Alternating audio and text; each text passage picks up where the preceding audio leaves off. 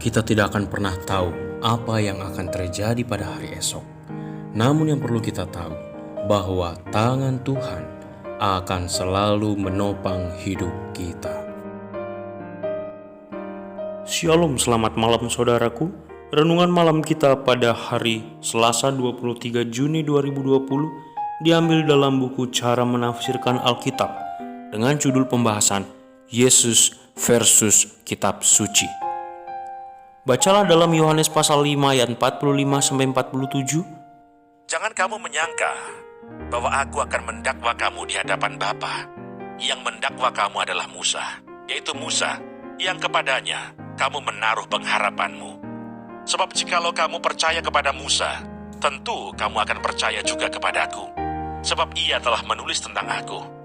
Tetapi jikalau kamu tidak percaya akan apa yang ditulisnya, bagaimanakah kamu akan percaya akan apa yang kukatakan?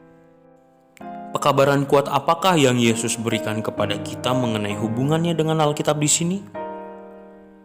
Beberapa orang berpendapat bahwa ketika Yesus berbicara, ia mengucapkan kata-kata yang sama sekali kontras dengan kata-kata Alkitab, seperti yang kita temukan dalam Perjanjian Lama. Mereka mengatakan bahwa kata-kata Yesus bahkan melebihi kata-kata Alkitab. Dalam Perjanjian Baru, kita membaca Yesus berkata, "Kamu telah mendengar firman, tetapi aku berkata kepadamu." Itu terdapat di dalam Matius 5 ayat 43-44.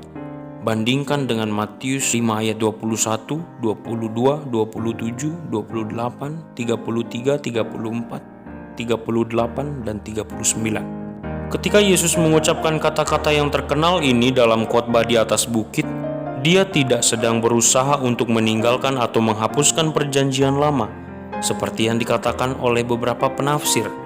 Sebaliknya, dia menanggapi berbagai penafsiran Alkitab dan tradisi lisan yang digunakan oleh penafsir-penafsir pada zamannya untuk membenarkan perilaku terhadap orang lain yang Allah sendiri tidak pernah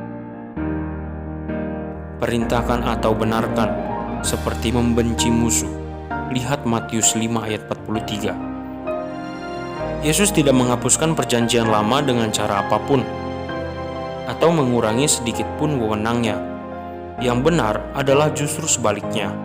Adalah Perjanjian Lama yang membuktikan siapa dia sebenarnya. Yesus justru memperkuat makna pernyataan Perjanjian Lama dengan mengarahkan kita pada maksud Allah yang semula. Memakai wewenang Yesus untuk membatalkan Alkitab atau merendahkan beberapa bagian Alkitab sebagai sesuatu yang tidak diilhamkan adalah merupakan salah satu bentuk kritik Alkitab yang paling halus, namun paling berbahaya karena dilakukan atas nama Yesus. Kita memiliki teladan Yesus tentang seberapa besar wewenang yang diberikannya kepada Alkitab, yang pada zamannya hanya terdiri dari Perjanjian Lama. Bukti apakah lagi yang kita butuhkan tentang bagaimana kita seharusnya memandang Perjanjian Lama? Jauh dari melemahkan wewenang Alkitab, Yesus malah secara konsisten menjunjung tinggi Alkitab sebagai tuntunan yang dapat diandalkan dan dapat dipercaya. Faktanya, Yesus dengan jelas menyatakan dalam khotbah di atas bukit, "Janganlah kamu menyangka bahwa aku datang untuk meniadakan hukum Taurat atau kitab para nabi. Aku datang bukan untuk meniadakannya, melainkan untuk menggenapinya." Matius 5 ayat yang ke-17. Dan ia melanjutkan bahwa siapapun yang meniadakan salah satu perintah hukum Taurat, sekalipun yang paling kecil, dan mengajarkan demikian kepada orang lain, ia akan disebut yang paling rendah di dalam kerajaan surga. Matius 5 ayat yang ke-19. Apakah beberapa doktrin utama yang sampai hari ini yang landasannya dari Perjanjian Lama? Pikirkan, misalnya tentang penciptaan, Kejadian 1-2, dan kejatuhan, Kejadian 3. Apakah kebenaran Kristen penting lainnya yang kita temukan dalam Perjanjian Lama yang diperjelas dalam Perjanjian Baru? Itulah renungan kita pada malam hari ini. Mari kita berdoa.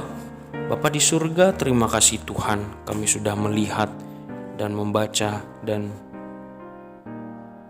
merenungkan firman Tuhan dengan judul Yesus versus Kitab Suci.